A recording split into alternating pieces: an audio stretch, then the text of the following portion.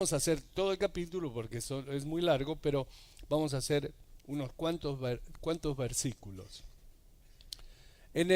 Así que abran su Biblia en San Mateo capítulo 5.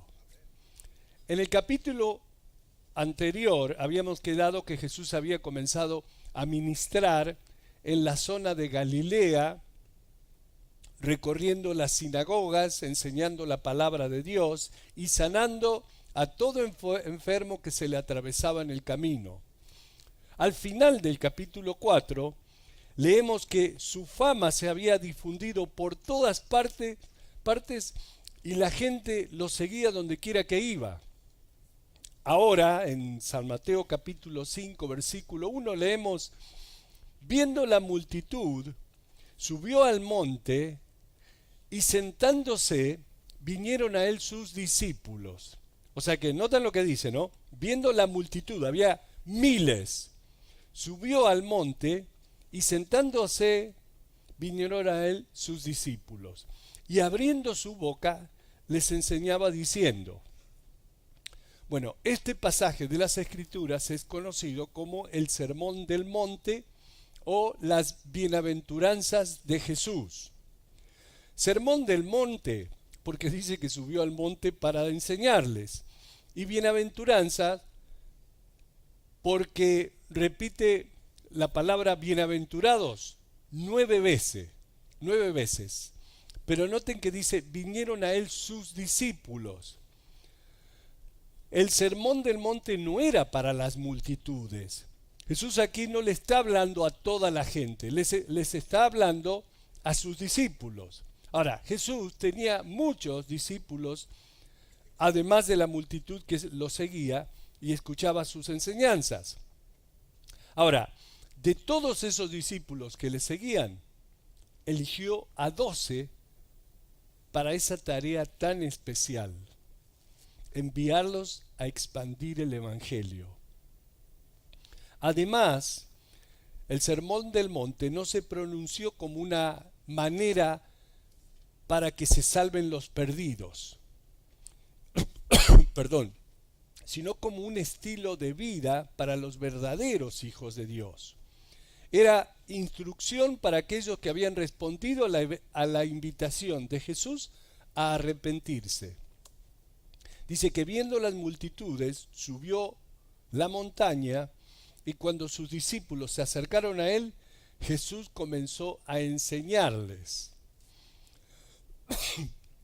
Y noten otra cosa, que esto nomás para información. En el versículo 1 dice que Jesús estaba sentado.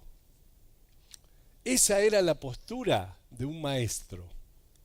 En aquellos días, el maestro se sentaba y los estudiantes estaban parados. Diferente a hoy en día, ¿no? Que el maestro está parado y los estudiantes sentados. En realidad, cuando se paraban era para predicar o para proclamar una verdad. Y yo estoy proclamando una verdad acá, ¿no? Por ejemplo, cuando Jesús estaba en Jerusalén, en San Juan capítulo 7, dice que se paró y clamó diciendo: si alguno tiene sed, venga a mí y beba. O sea, anunciando esa gloriosa verdad a la gente. Vengan a mí todos los que están trabajados y cargados.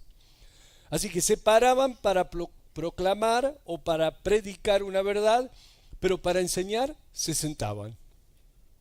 Versículo 3. Bienaventurados los pobres en espíritu, porque de ellos es el reino de los cielos. Me encanta cuando empieza con estas bienaventuranzas. En el versículo 3, Jesús comienza con estas bendiciones o bienaventuranzas. La palabra bienaventurado literalmente significa feliz, dichoso. Yo sé, eso parece una contradicción porque no pensamos en los pobres en espíritu como personas muy felices. Aún así, Jesús, al comenzar esta descripción de los hijos de Dios, dice: bienaventurados los pobres en espíritu. Felices los pobres en espíritu. Y ahora van a ver por qué.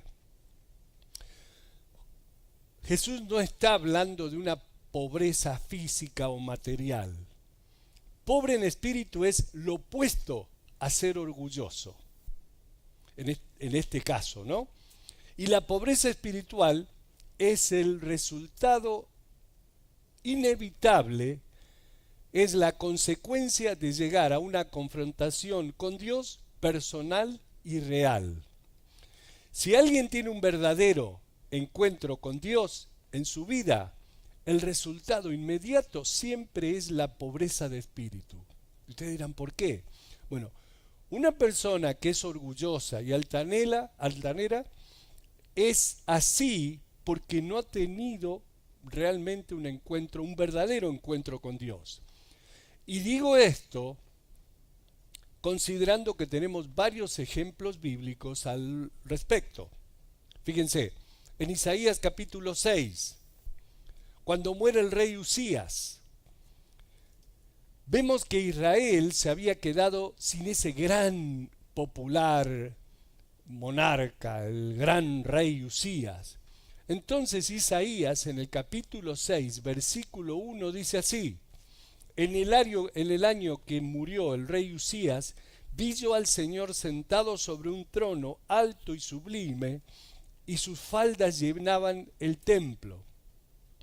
Luego en el versículo 5 dice: entonces dije, ay de mí que soy muerto, porque siendo hombre inmundo de labios, y habitando en medio de pueblo que tiene labios inmundos, han visto mis ojos al Rey, Jehová de los ejércitos. Ese es el resultado de un hombre que ha estado en la presencia de Dios. ¡Ay de mí que soy muerto! En Daniel capítulo 10, cuando Daniel vio al Señor, dijo: quedé pues yo solo y vi esta gran visión, y no quedó fuerza en mí, antes mi fuerza se cambió en desfallecimiento, y no tuve vigor.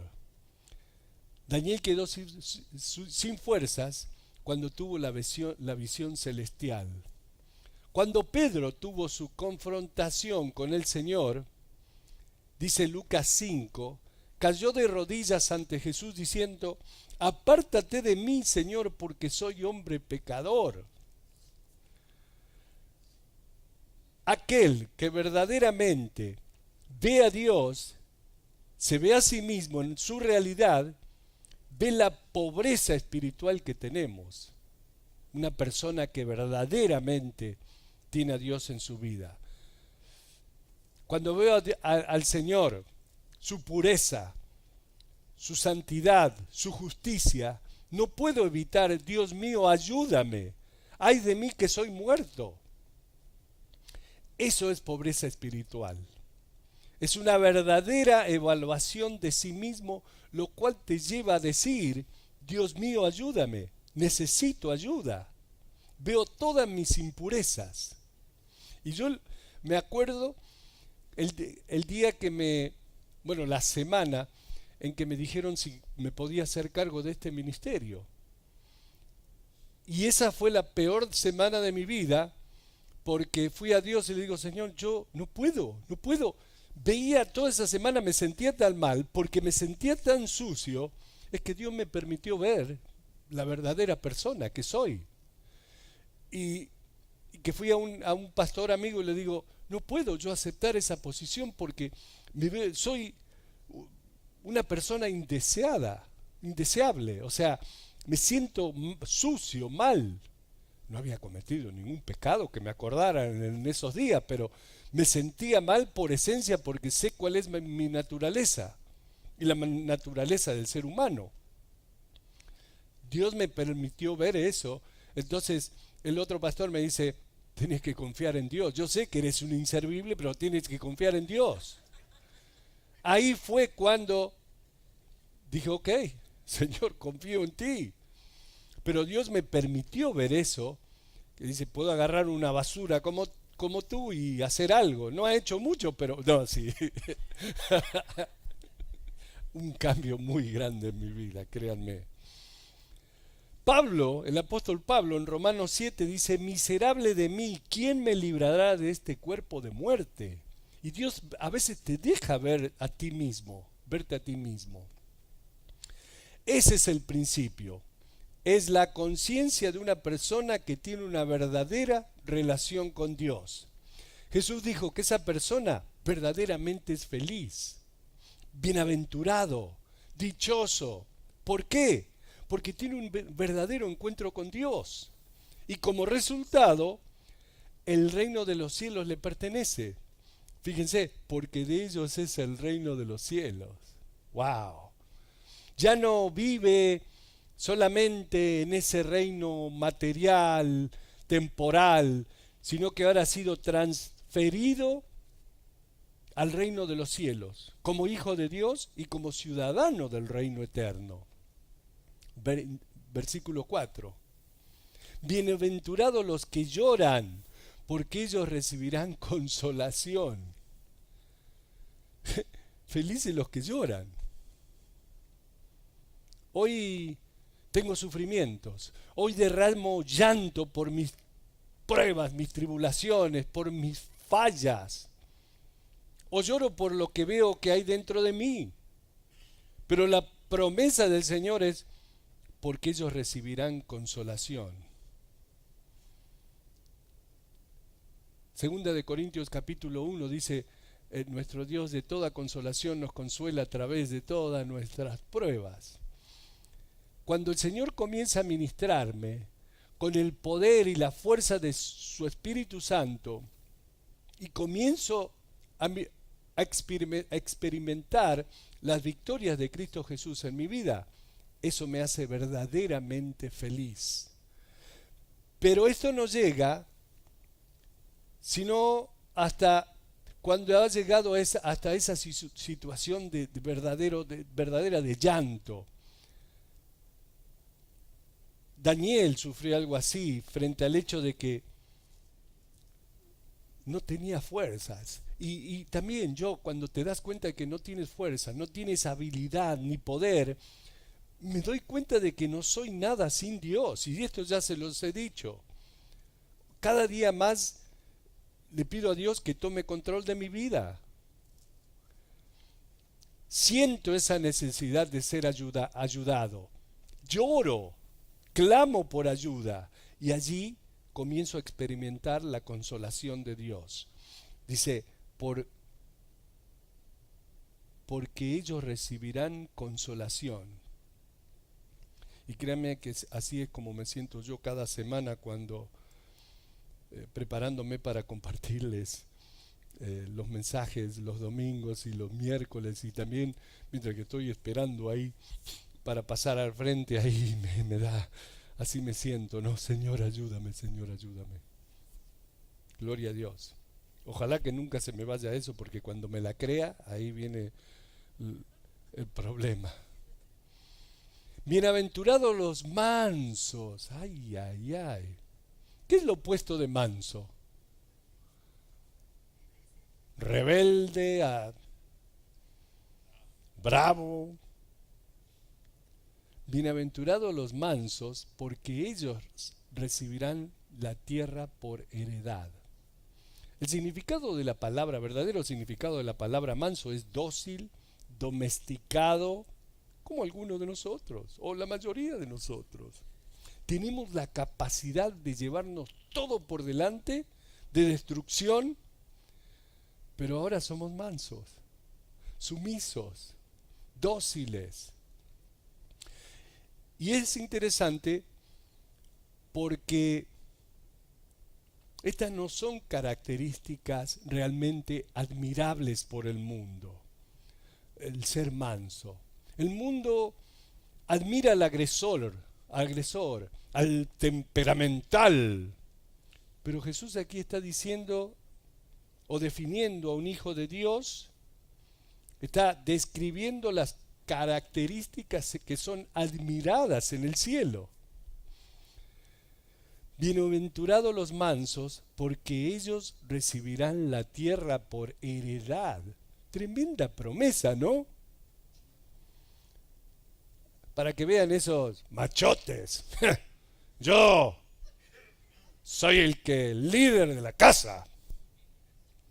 No, yo sé que ninguno de ustedes. Sí, cállate tú que te la conozco. Porque ellos recibirán la tierra por heredad. Y saben, esta no es la tierra que Dios creó. Eh, esta tierra ha sido estropeada por la rebelión del hombre contra Dios, en contra de Dios. Pero Dios va a restaurar esta tierra como Él quiso que fuera realmente desde el principio. Las guerras van a parar, viviremos juntos, en justicia, en verdadera paz. El reino de Dios vendrá a la tierra y los que son hijos de Dios heredarán la tierra. En Mateo 25 Jesús dice, entonces el rey dirá a los de su derecha, venid benditos de mi Padre. Y les dije que esos éramos nosotros.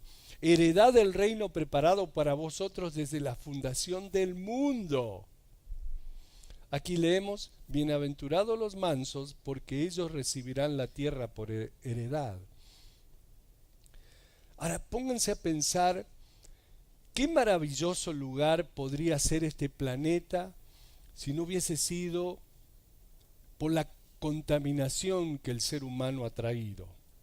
Si no hubiera sido por las guerras, el odio, la codicia. Pero tenemos la promesa que un día veremos la tierra como Dios quiso que fuera. Heredaremos la tierra como Dios lo planeó. Qué promesa tan tremenda esa.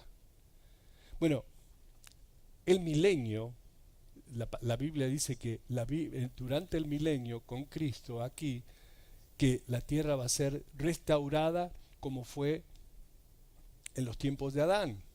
Cuando no haya pecado, cuando Cristo sea el líder y el enemigo esté en un pozo amarrado, ¿no? Encadenado. Bueno, ahí va a ser la tierra por 1000 años como fue planeado por Dios. Qué lindo. Versículo 6. Bienaventurados los que tienen hambre y sed de justicia, porque ellos serán saciados. ¿Quiénes son los que tienen sed y hambre y sed de justicia? Son aquellos que son pobres en espíritu y están vacíos, y que en medio de su propia pobreza espiritual reconocen la profundidad de su necesidad, del hambre y sed de aquello que solo Dios puede darles. Tener hambre significa tener necesidad y se asocia con tener sed. El hombre que ha nacido de nuevo tiene hambre y sed de justicia, los cuales han sido dadas, esa sed y ese hambre, por Dios. Queremos justicia. Y todo ese hambre y sed de justicia continúan a través de toda la vida del creyente. Es una sensación continua, porque una y otra vez tenemos hambre y somos saciados. Bienaventurados, versículo 7, los misericordiosos, porque ellos alcanzarán misericordia. Cristo Jesús declara que el haber sido nosotros perdonados es el incentivo que tenemos para que perdonemos. Porque nosotros fuimos perdonados, tenemos el deseo y la necesidad y el deber de hacerlo. En otras palabras, nosotros deberíamos ser misericordiosos por el simple hecho de haber obtenido la misericordia de Dios. ¿Escuchaste eso? ¿Cuánto hace que ¿Cuántos años hace que tenés ese rencor y esa amargura dentro de ti que no lo puedes largar? Es hora de... Dios te perdonó, ¿no? Cuando le dijiste, me arrepiento, soy pecador, reconozco y te pido perdón. ¿Y qué hizo Dios?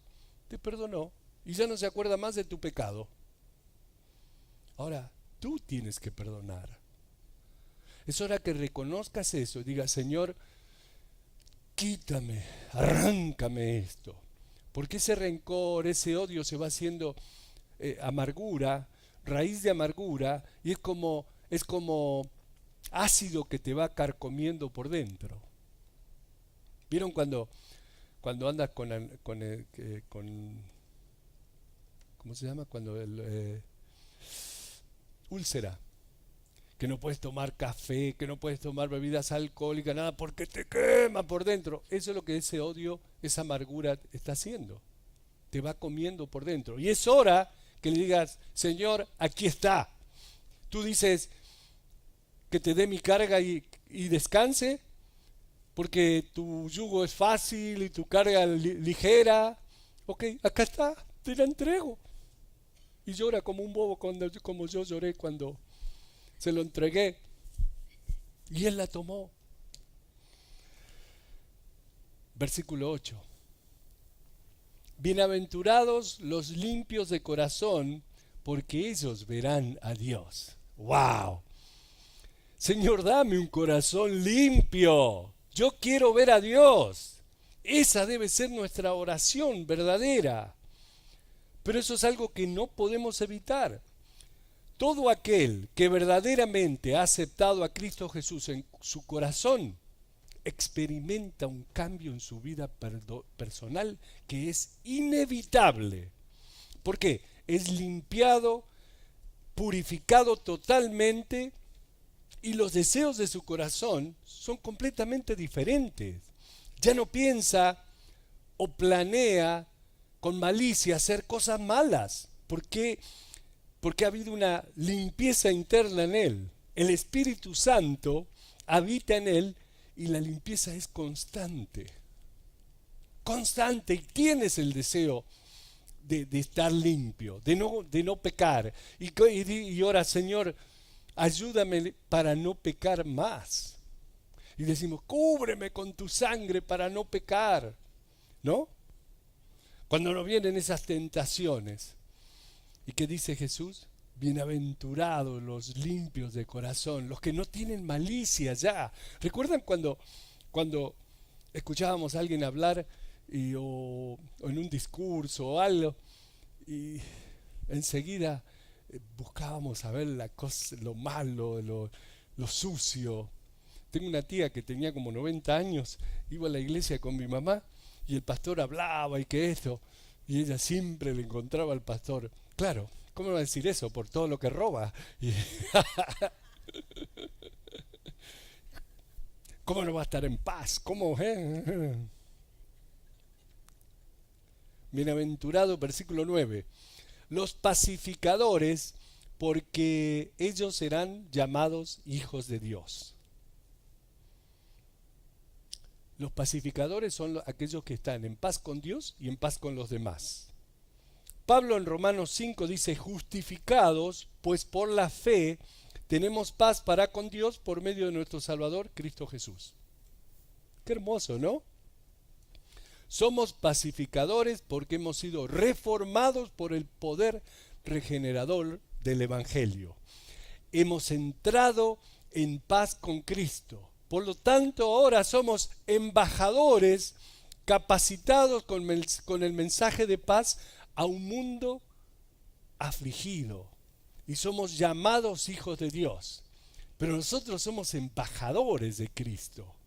Recuerden eso. Embajadores. Tremendo. Representante de Dios al mundo. Tienes un pasaporte en tu corazón.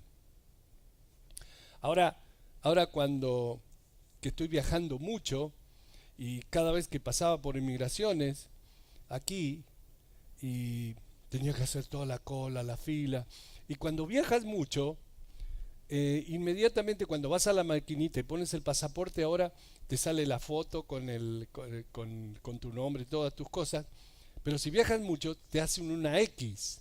Porque ¿por qué viajas mucho? Y te hacen un montón de preguntas. Entonces, le pregunté al de inmigraciones, ¿por qué es que ahora me sale esto cada vez que paso por inmigraciones? Dice, porque viajan mucho y porque hay muchos con tu nombre. Y habrá alguno que es un delincuente. Y le digo, ¿qué hago? ¿Cómo? Dice, saca el Global Entry, entrada global. Entonces ahora me saqué la entrada global, me hicieron una entrevista, me cobraron $100, pero llego al aeropuerto, bajo del avión, pongo el pasaporte, me da el papelito, llego a la inmigración y le muestro el papelito y chao, paso derecho. Tremendo. Bueno, digo, ahora soy embajador como me reciben como embajador del cielo. Versículo 10. Esta no me gusta mucho, Señor, pero bueno. Bienaventurados los que padecen persecución por causa de la justicia, porque de ellos es el reino de los cielos. Esa sí me gusta, ¿ves? El final me gusta. Si tú eres una persona justa, sabes que vas a ser atacado y perseguido solo por ser así. Van a sacar ventaja de ti. Tratarán de pasar por encima de ti y siempre te van a atacar. Y ustedes lo viven, lo saben. Ahora, ¿saben por qué? Porque tú, al ser así, haces que ellos se sientan incómodos cuando estás con ellos. Tú haces lo correcto cuando ellos quieren que hagas lo incorrecto. Por eso te atacan. Recuerda que antes ibas a toda la fiesta y te emborrachabas y qué sé yo, y chistes sucios y ya no lo haces más. Y ellos quieren que lo vuelvas a hacer. Entonces, como tú no lo haces, se sienten incómodos contigo. No importa. Tú sigues firme en el camino de Dios. ¿Por qué? Porque aquí Cristo dice que tuyo es el reino de los cielos. ¡Qué promesa! Simplemente por tener un corazón limpio. Versículo 11. Bienaventurados sois cuando por mi causa os vituperan, cuando los difaman, cuando los atacan y os persiguen y digan toda cosa de mal, toda clase de mal contra vosotros, mintiendo. La gente dice cosas horribles de nosotros. Ahora noten esto. Jesús no dice, bienaventurados son cuando la gente los ataque y los persiga y diga cualquier clase de maldad en contra de ustedes, mintiendo, cuando ustedes hacen las cosas malas. No, no dice así. Que somos felices, que somos bienaventurados cuando hacemos las cosas mal. No, felices los que son perseguidos por causa de ser cristianos. Desafortunadamente, hay algunas personas que toman el nombre de cristianos y luego en el nombre de la cristiandad hacen cosas que no deben. Y las cosas malas que ellos hacen sobrellevan a los demás cristianos a la persecución. Pero aquí el Señor no nos dice que seremos felices cuando seamos perseguidos por hacer lo malo, sino cuando somos perseguidos por causa de la justicia y por causa de su nombre, del nombre de Cristo Jesús. Muchos de nosotros somos atacados simplemente porque decimos que somos cristianos. Nuestra propia familia, enojada con nosotros porque dejamos la iglesia católica y nunca nos van a perdonar. Gozaos, versículo 12, y alegraos porque vuestro galardón es grande en los cielos, porque así persiguieron a los profetas que fueron antes de vosotros. Alégrense porque la recompensa es, ¿dónde? en los cielos, dice, vuestro galardón, recompensa. Ahora, eso es difícil de hacer cuando uno es atacado y perseguido por cualquier causa. Es muy difícil, muy duro alegrarse cuando te atacan. Seguida quieres... De hecho,